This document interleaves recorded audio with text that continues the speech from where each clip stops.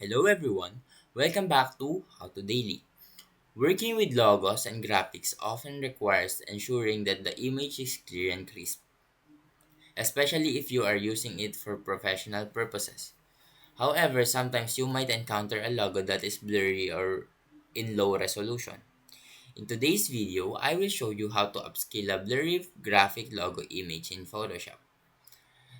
First, we need to open the blurry logo image in Photoshop. If the image is in a raster format like JPEG or PNG, you will want to be careful with scaling to avoid further quality loss.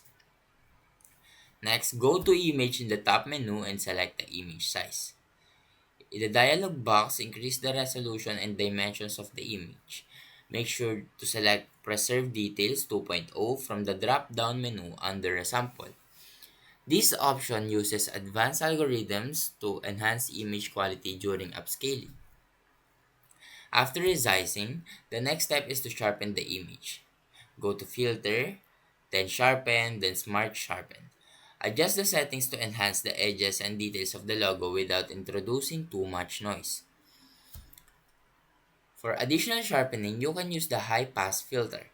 Duplicate the logo layer, then go to Filter, Other, and High Pass. Set the radius to around 1 to 2 pixels.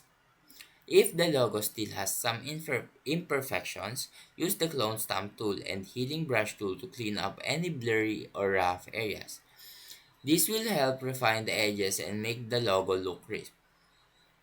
Zoom in to work on the finer details, ensuring that the logo looks sharp and professional.